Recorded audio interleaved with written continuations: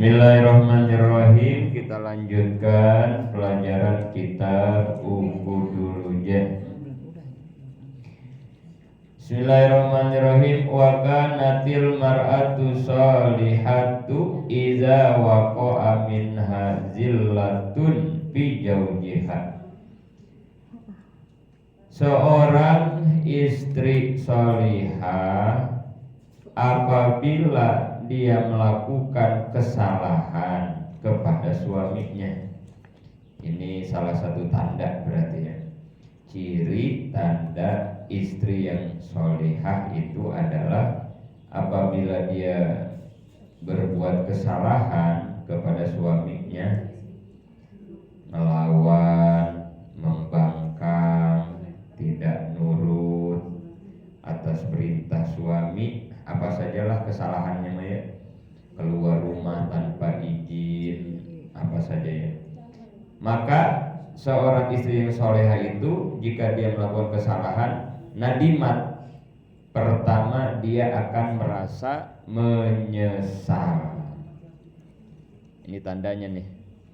Jadi kalau ada seorang istri bikin kesalahan tenang-tenang saja, wah ini harus dipertanyakan berarti kepada diri kita gitu ya.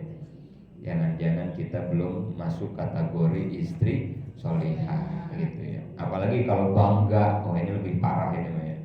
Diomong-omong sama temennya yang perempuan lagi gitu ya. Gua nggak laki kalau nyuruh bikin kopi, gua mah kagak mau, gua lawan misalnya gitu ya. Dia bangga dengan kesalahannya misalnya gitu ya. Nah, ini lebih parah lagi gitu ya. Masa kemaksiatan dosa dipamer-pamer, dibangga-bangga, naudzubillah ya. Jadi harus ada penyesalan, langsung merasa menyesal.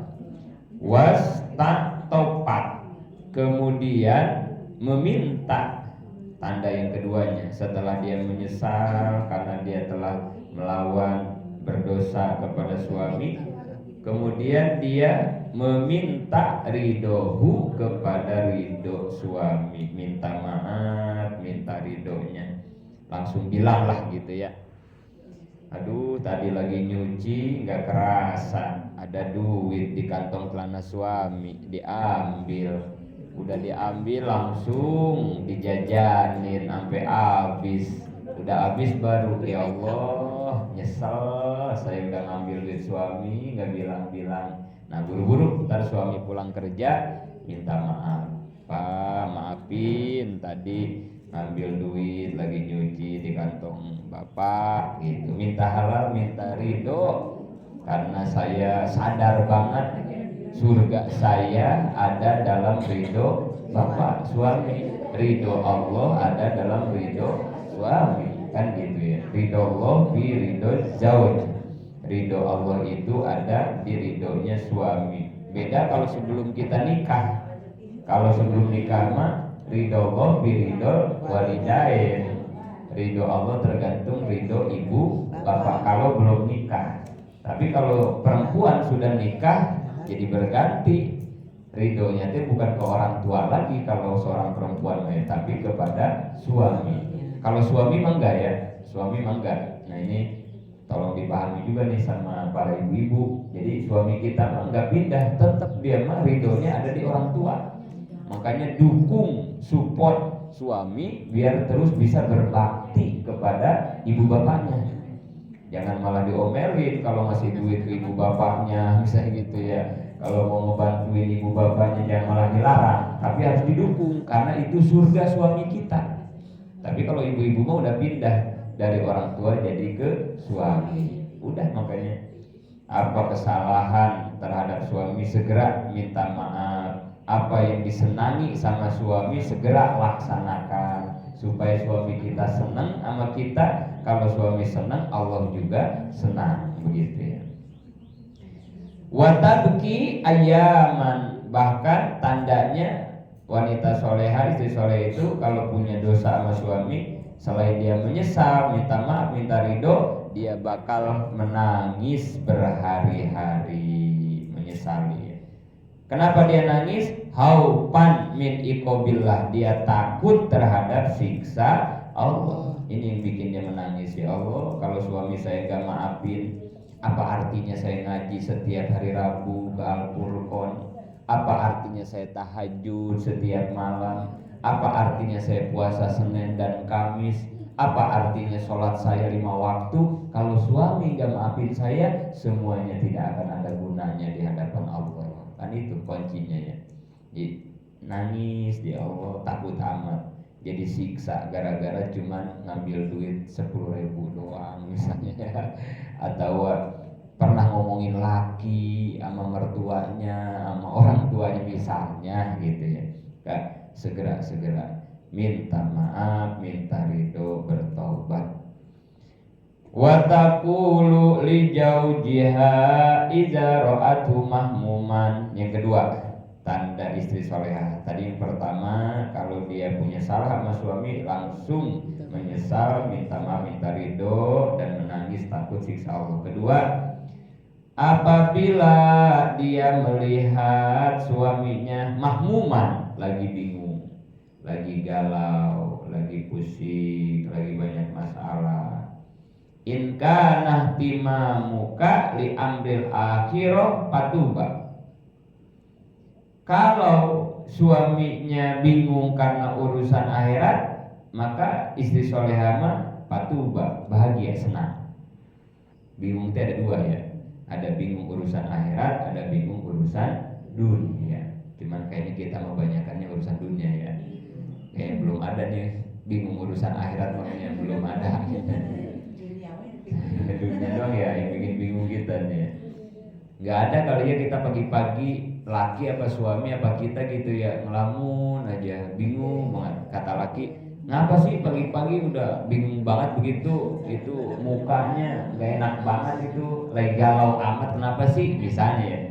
Kata istrinya teh, tadi saya kesiangan kagak sholat tahajud. Kayaknya kagak ada ya. Kita yang bingung gara-gara ninggalin sholat. Yang ada mah alhamdulillah kenyang, buat tidur kenyang, untung kagak bangun tadi malam ya. Aduh, gak ada kita mah ya yang kebingungan sama urusan akhirat. Ngapa sih galau banget? Abis hari ini belum seayat-ayat ajan baca Quran, gak ada. Galau gara-gara belum tadarus Quran gitu. Ngapa sih galau banget? Abis tadi hari Rabu gak ikut ngaji, saya tadi mah absen gak ikut ngaji ke Al-Furqan. Enggak gitu, santai-santai aja dah gitu ya urusan akhirat. Nah kalau sampai ada gitu ya, ada orang apalagi suami bingung urusan akhirat, maka si istri solehah mah harus bahagia. Kenapa bang? Gak enak banget sih dilihat mukanya. Tadi abang gara-gara kerjaan banyak di kantor, jadinya gak keburu ngaji dah tadi malam. Wah keren itu ya. Oh ya, harus senang tuh istri kalau ada suami yang dibingungkan tentang urusan akhirat gitu ya. Wa in kana li amri dunya fa inna la nukallifuka ma la taqdiru alaihi. Tapi kalau suami kita bingungnya urusan dunia, ini yang paling banyak dah ini ya. Laki kita banyaknya membingung ke dunia mulu ya. Maka istri solehah mah la nukallifuka ma la taqdiru alaihi, tidak pernah maksa kepada suami yang memang suami kita tidak mampu gitu ya.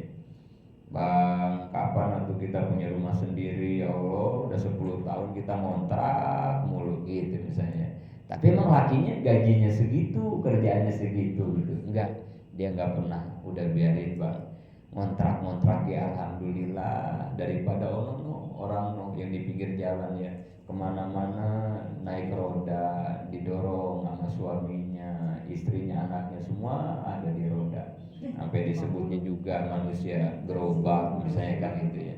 Kita mau ngontrak ya alhamdulillah. Nah gitu ya.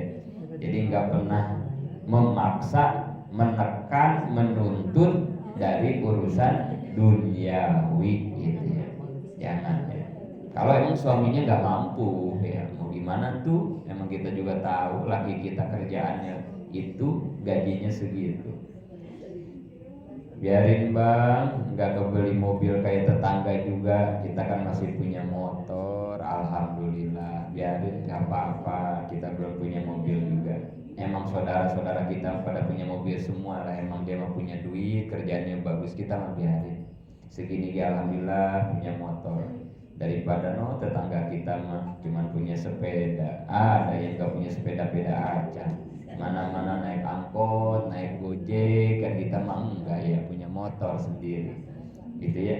Untuk urusan dunia mah jangan pernah kita menuntut kepada suami yang memang suami kita tidak mampu gitu. Pengen banget atuh bang dibeliin emas tuh, kayak tetangga tuh beli emas, beli kalung, ya emang kayak suaminya kagak punya duit dan itu, dan biarin dah. Perak ya perak, kata lumayan atuh gitu ya. Kagak ada perak atau apa kayak tali ini di kalungnya.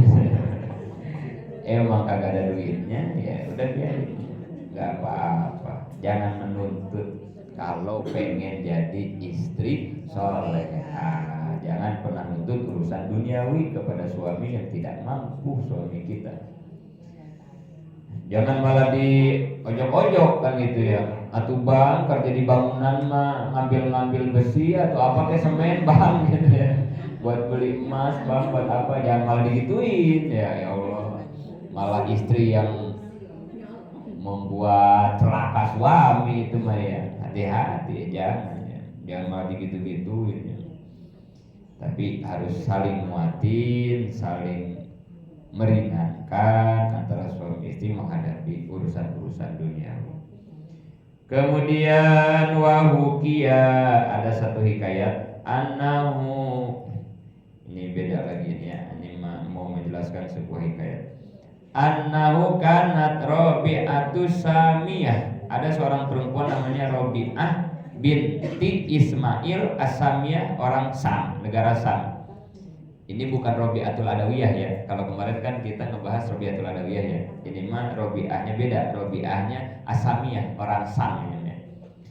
Siapakah Robi'ah As-Samiyah itu? Imro'atu Ahmad Abi Hawari, yaitu istrinya Imam Ahmad.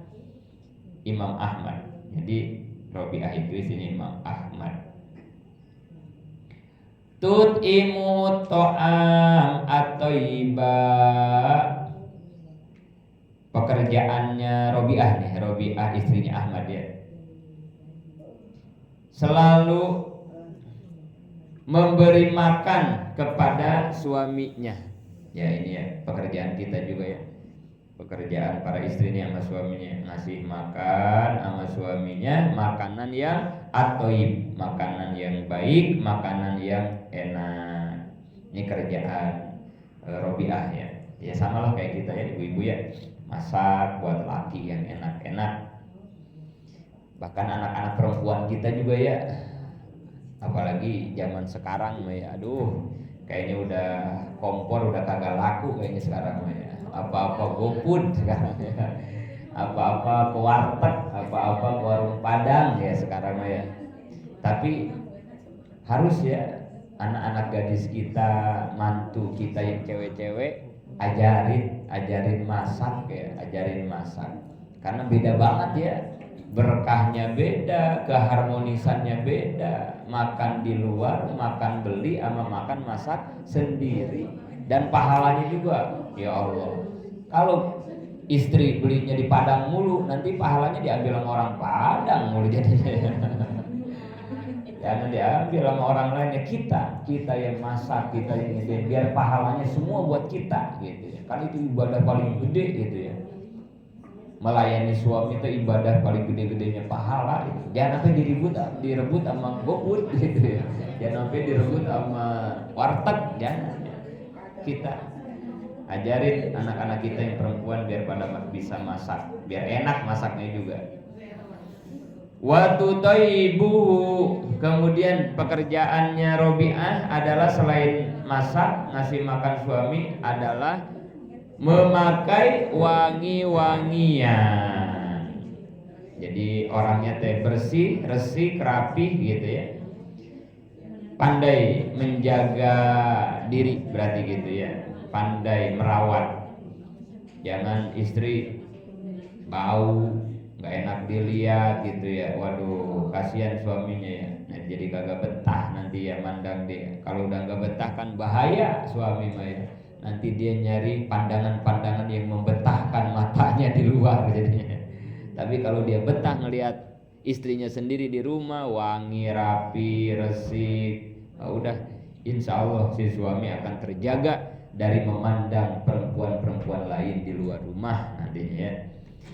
Wa taqulu lahu, kemudian Robi'ah berkata kepada suaminya ya, Syekh Ahmad, idhab binasyatika, berangkatlah dengan semangat, wa quwwatika, dan dengan kekuatan, ila ahlika, kepada istrimu, wa jaujatika wa kana law imra'atu ghairiha.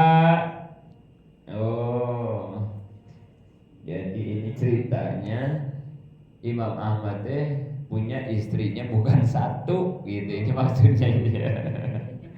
Jadi di poligami ini ternyata. Jadi dimasakin buat suaminya, kemudian dia juga pakai wangi-wangian, ya pokoknya ke suaminya bagus dah Robi'ah tuh ya.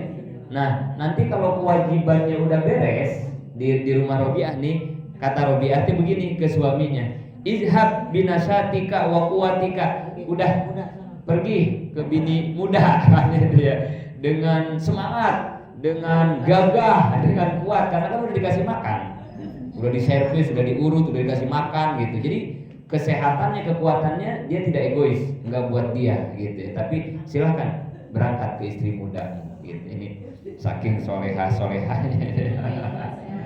Kalau kita di poligami yang ada besok bagian kilir nih ke bini muda, dibuang sama kita kuncinya biar kagak jadi berangkat gitu. Kita halangin lagi kita biar kagak kilir kemana-mana ya. Ya, ini biar jadi pelajaran aja dah bareng-bareng buat kita ya.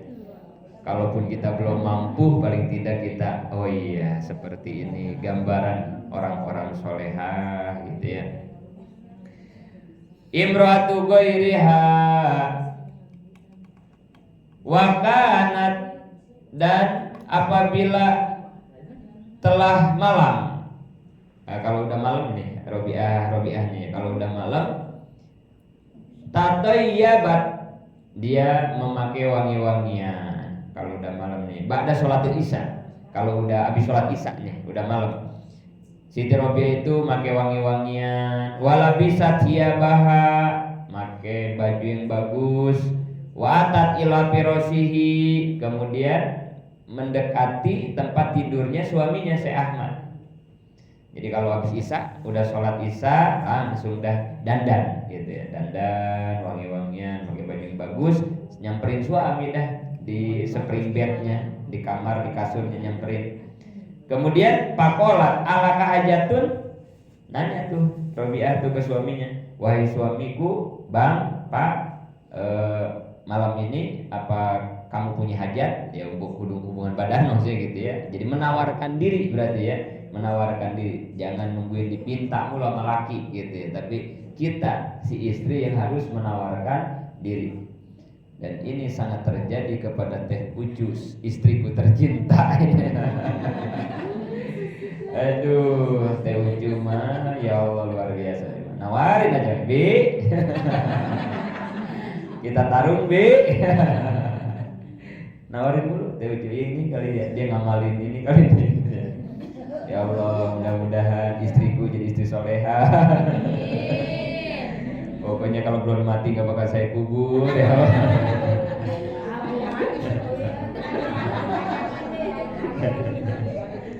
Aduh. Cuman kalau Teh Ucu satu doang, dia satu doang sih kekurangannya, dia satu aja. Gak apa-apa, gibah lah, gak apa-apa kita ya. Dia nggak bisa masak lah gitu ya. Ya anak kiai kali ya dulunya kali gitu ya. Jadi di rumahnya biasa dilayani sama santri kan gitu ya. Akhirnya jadi nggak bisa masak gitu ya. Maksain kadang memasak kalau Ramadan doang nih. Nah besok nih Dia dari sekarang udah ngegerin, beli kompor, beli ini mau Ramadan. Dia masak Ramadan doang masaknya, buat sahur sama buka. Tapi selain Ramadan mah enggak pernah masak dia mah. Pahalanya diambilin sama Padang, sama tukang nasi goreng. Tapi biarinlah, saya berusaha sabar dan ridho aja, nggak apa-apa. Karena ya memang nggak bisa masak, mau dipaksain juga kadang kagak enak masaknya. Karena bikin nasi goreng itu masih sama tom. Iya betul. Makanya saya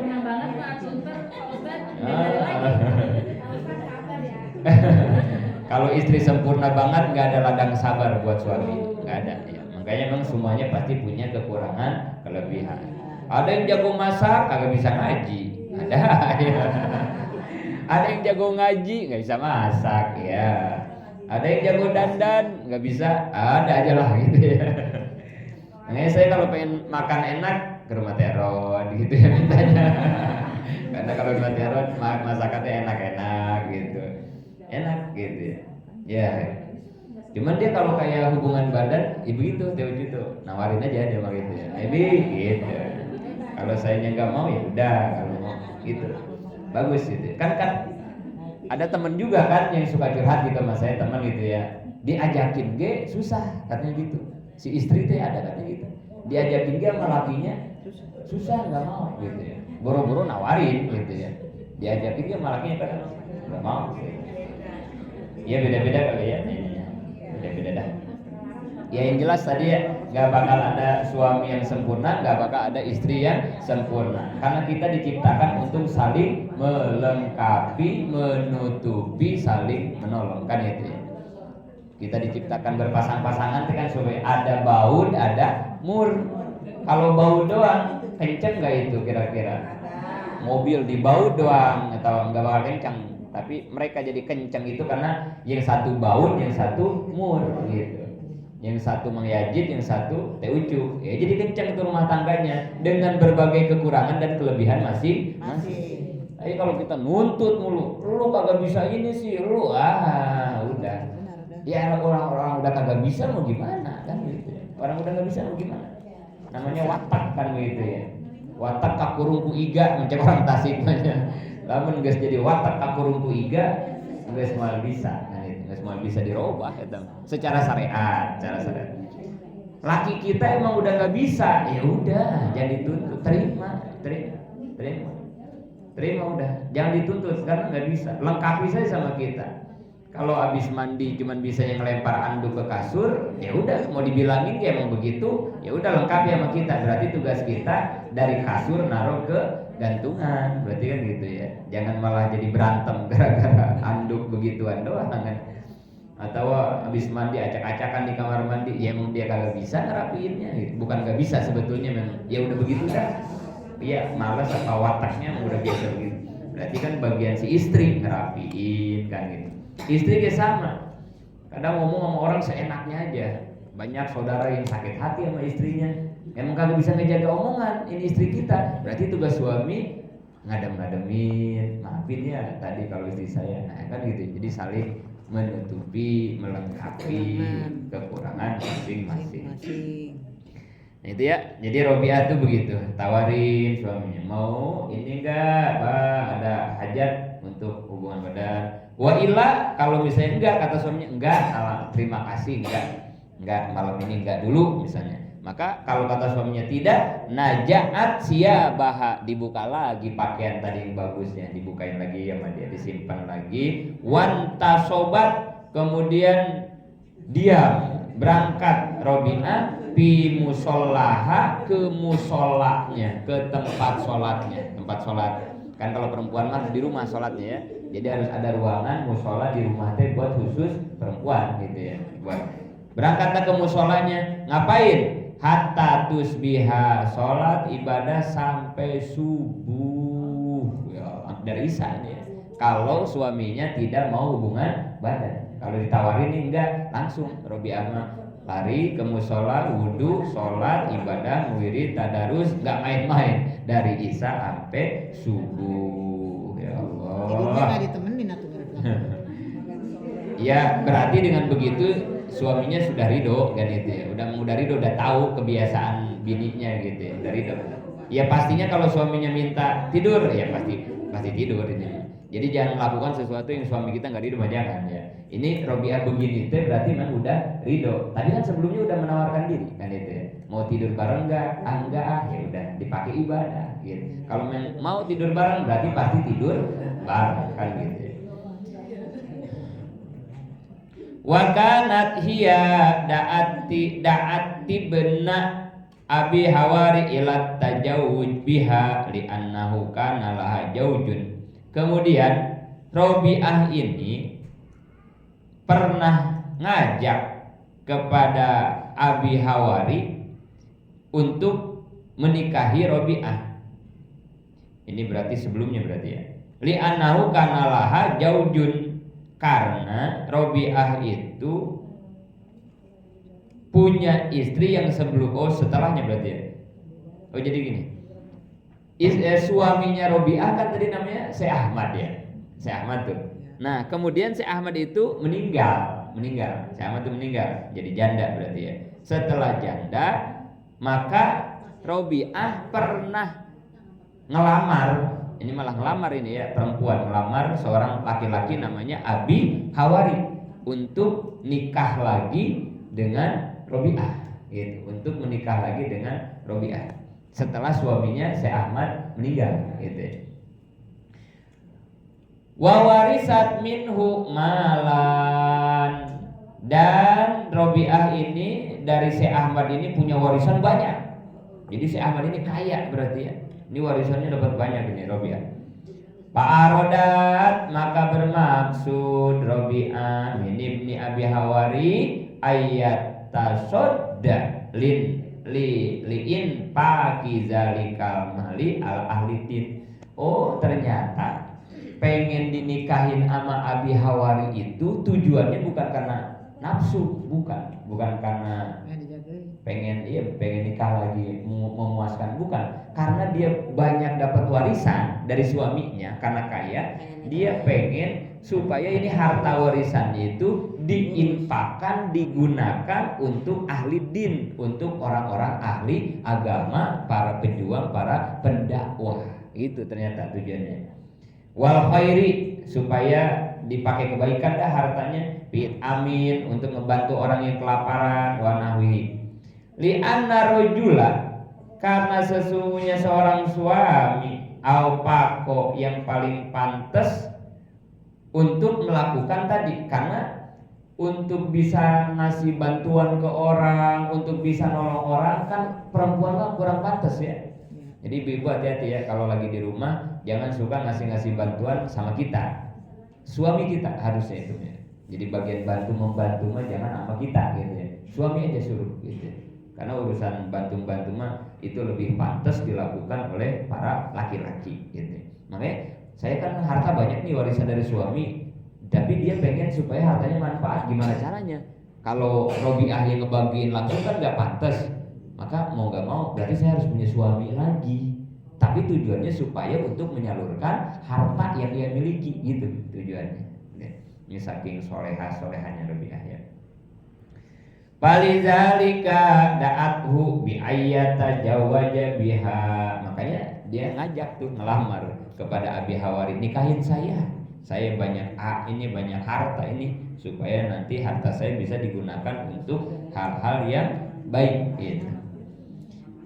Wa kanat Ahmad awalan karihat tajawuja lama khotobat Robiah lima kana minal ibadah wa qala laqallahi mali himmatun bin nisa lisugli bijali faqalat inni la asgula bihali minka wa mali sahwatun lakin wuristu malan jajilan min jauji barotu antum piqahu ala ihwanika wa araku bika solihin. Jadi gitu.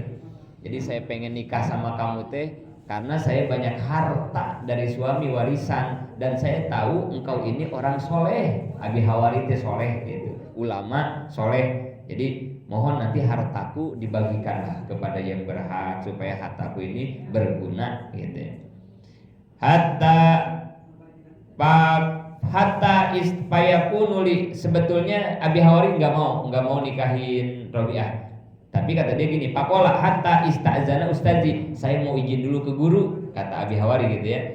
Sebentar Robiah, saya nggak bisa langsung terima nih lamaran kamu, saya mau laporan dulu ke guru saya, mau minta izin, kira-kira boleh nggak nikahin kamu gitu ya. Nah, ini salah satu tata krama, adab, akhlak seorang murid kepada guru ya. Seorang santri kepada guru, apa-apa harus selalu izin kepada guru kalau ilmunya pengen berkah. Jangan abong-abong dia udah jadi kiai gede, udah punya murid banyak, melakukan sesuatu nggak pernah bilang lagi sama gurunya, nggak boleh ya. Makanya kalau di pesantren itu diajarkan guru itu bukan hanya mu'alim, bukan hanya mu'adib, tapi guru kita adalah seorang murabbi. Nah, murabbi, apa itu murabbi? Yang bisa menentukan jalan hidup kita. Murabbi itu ya lebih dari orang tua guru. Kayak saya nih, kalau mau bikin pesantren atau mau buka pengajian atau mau apa, pasti saya ke sana dulu ke Tasik, laporan ke haji, ya majelis taklim baru badai mulai kumaha. Kalau kata guru, iya silahkan ngajinya siang apa pagi apa malam. Pagi. Terus nanti saya nanya, kira-kira kitabnya apa Kang Haji? Itu semua kita tanyain ke guru. Kitabnya iyalah ini dulu gitu. Jadi semua ditanyakan. Karena dengan itu insya Allah kita dapat restu dan dapat doa dari guru. Nah nanti jadi enak dah gitu ya, kita ngejalanin tugas-tugas kita. Jadi laporan terus gitu, laporan. Ya termasuk kayak beginian juga setiap bulan hampir bisa dilaporkan ke guru ke Tasik, atau kalau lagi ke Bekasi dilaporkan. Udah berapa ya Jid? Ucu majelis taklim, nah, dilaporin udah ada sekian gitu. Udah ada yang baru belum? Kalau ada, kalau itu dilaporin sama kita gitu. Jamaahnya berapa? Dilaporin. Gimana keadaannya? Semua dilaporin gitu. Karena dengan laporan itu paling tidak guru tahu, dan pasti nanti di malam hari ketika sholat malam dalam doa-doanya nama kita pasti diselipkan dalam doa guru-guru kita. Kalau guru kita tahu keadaan kita gitu ya. Dan ya kita selalu laporan gitu ya. Kita diseneng kan kalau ada anak lapor ke kita apa-apa ke kita diseneng kan gitu ya. Guru kita sama gitu ya. Jadi jangan nggak enak tang repotin, enggak, guru mah bahkan guru malah nggak suka kalau kita nggak pernah berbilang gitu ya. Kayak kita lah anak kalau nggak berbilang sama kita kan kita jadi kayak nggak dihargai kan gitu ya, nggak dianggap orang tua jadi kan begitu ya. Jadi guru mah emang udah diciptakannya siap untuk semuanya bagi murid gitu, kayak orang tua dah gitu ya. Akhirnya dia minta izin nih, Abi Hawari minta izin ke gurunya. Paroja ila Abi Sulaiman ad-Daroni qala wa kana yanhani anit tajawuz. Kata gurunya nggak boleh katanya, nggak boleh, saya nggak boleh nikah lagi ya. Wa yaqulu ma tajawaja ahadun min ashabihi illa ta'ayyar. Falamma sami Abu Sulaiman kalamha qala libni Abil Hawari tajawaj biha fa inha waliyatun.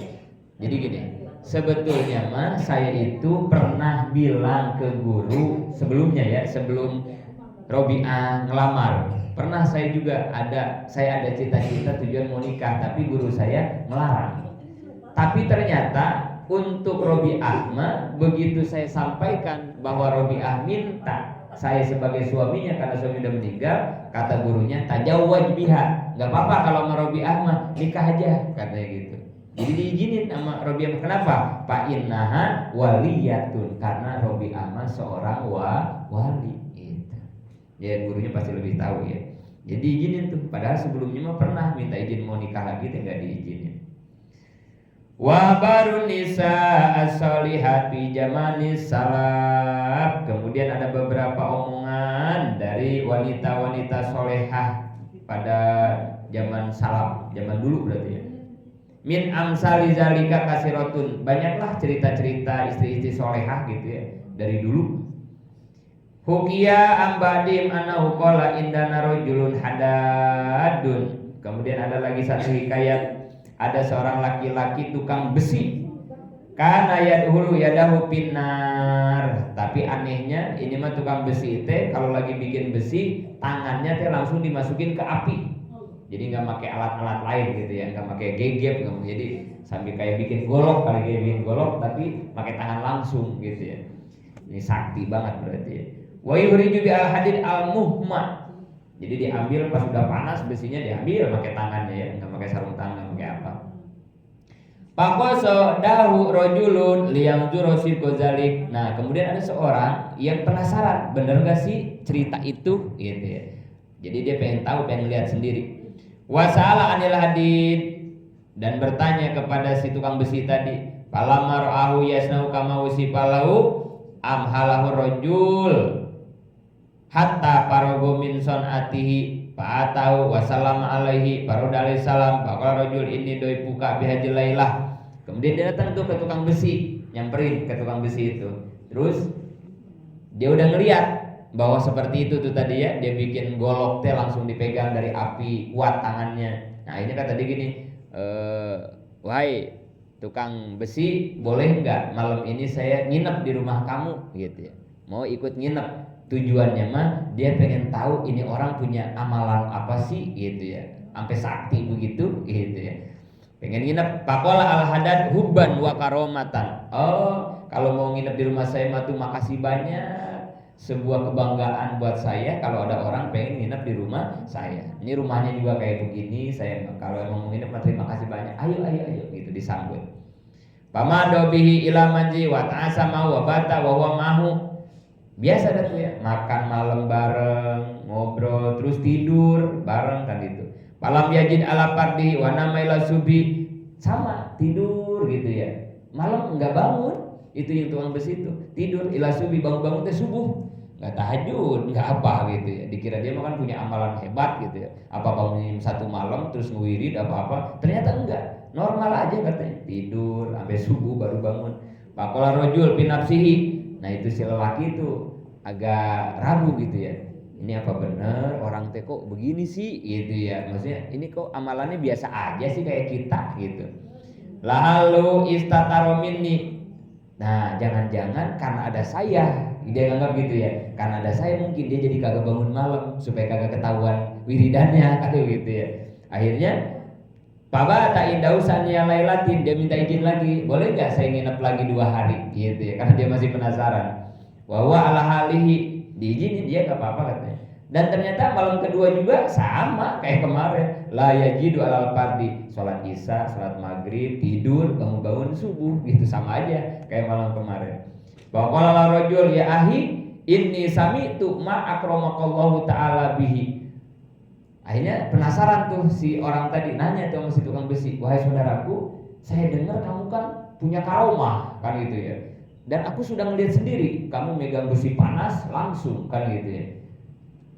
Wa ra'aitu zuhirun alaika summa nazartu fama ra'aitu minka kasratu amalin. Tapi 2 malam ini aku perhatikan kamu gak punya amalan hebat. Isa tidur, tahajud kagak, subuh bangun gitu ya. Itu kok tapi punya kemuliaan kayak tadi, kehebatan kayak tadi gimana gitu. Padahal amalan kamu biasa aja gitu ya.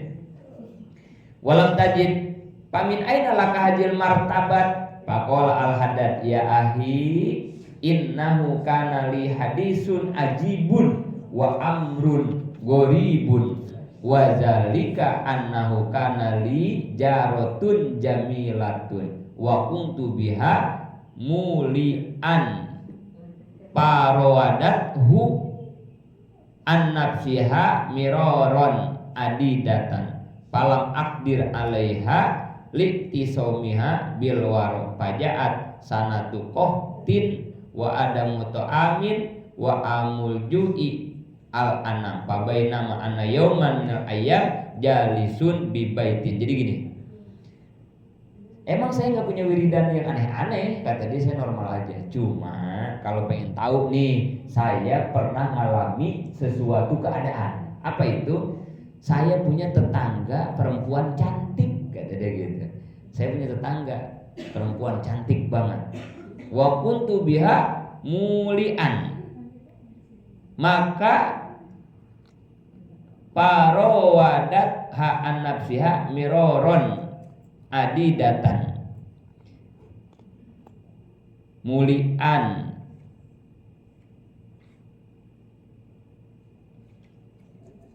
Jadi pernah melihat perempuan itu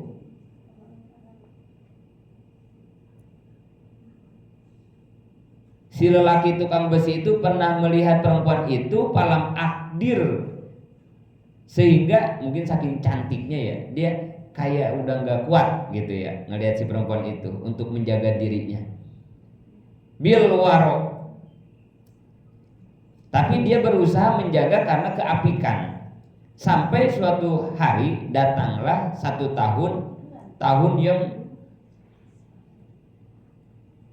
kalau kata orang Sunda mah paila ya. Paila itu tahun paceklik, panas berarti ya, kemarau panjang ya, nggak ada padi, nggak ada tumbuhan lah gitu ya, nggak ada makanan, sampai semua orang kelaparan. Nah, pada keadaan itu bibaiti izan biqori yaqraul bab fa kharajtu li anzura ilaihi fa izan biha waqifatun bi faqati ahi asobani ju sadidun pahallaka antut imanillah faqultu laha amma ta'lamina ma ana fihi min hubbiki pama'at amuki illa im makan tini min nafsik faqala al maut wala maksiatin Allah wa madut ila manja kala makana ba'da yaum adat ilayya. Jadi suatu hari karena udah semua kelaparan, si perempuan itu datang ke rumahnya, ngetrok pintu, minta supaya dikasih makanan, gitu ya, dikasih makanan.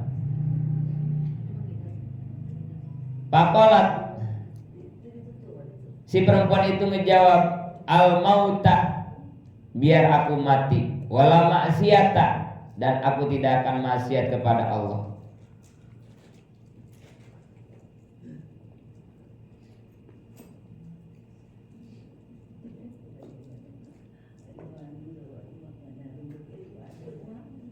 Wa madot ila manziliha kala makana bada yaumin adat ilayya wa qalat li kalmatil ula fa ajabtuha misla jawabil ula.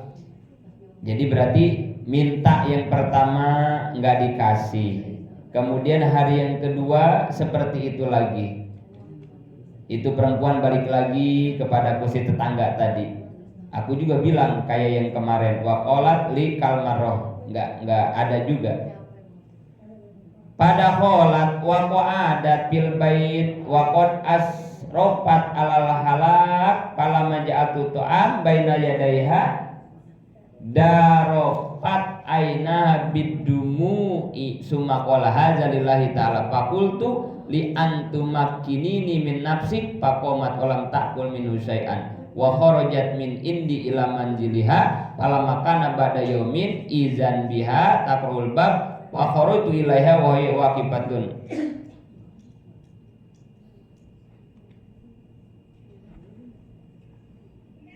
Sumadaulat wa qadat fil bait walam yakun indi tu amun wa adramtun naro wa sonatu la tu aman falamma wada'tu baina yadat tadarokani lutfullahi ta'ala wa qultu bi nafsi wa haka ya haza inna hazim ra'atun naqisatu aqlin wa dinin tamtani min amin la qudratalah alaihi wa hiya tataraddadul mar'atu ba'dal marah min alamil ju wa anta la tantahi an maksiatillah summa qultu Allahumma inni taibun ilaika mimma kana minni illa li aqrabahu bi maksiatin abadan pada khaltu ilaiha wa hiya mata qulu faqutula kulli wala wara alaiki fa inna Allah ta'ala Palama sami tu zalika rofat rosaila sapa Allahumma in kana shodikon paharim alaihin nar fid dunya wal akhirah qala fataraktuha taqulu wa kuntu li ajilin nar wa kana zalika fi zamani sita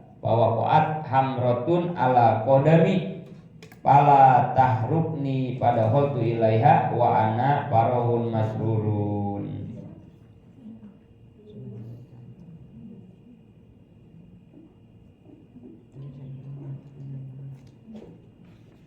Harus dibaca dulu ini kayaknya, aduh kisahnya teh panjang. Terus jadi intinya mah dia dikasih kelebihan sama Allah bisa megang bara panas, besi panas. Nah salah satu ceritanya dia bisa begitu teh bukan karena punya amalan khusus, tapi dia punya tetangga perempuan sangat cantik Dan pada saat itu terjadi kelaparan panjang, kemarau panjang, paceklik panjang. Nah cuman ini tar ceritanya harus diulang lagi dah, dibaca lagi ya. Sampai situ dulu dah, sampai situ nanti saya coba baca dulu ini kisahnya karena panjang juga hikayatnya ini ya. Dan ini juga sama-sama sedang menceritakan orang-orang soleh dan istri-istri solehah, intinya gitu ya.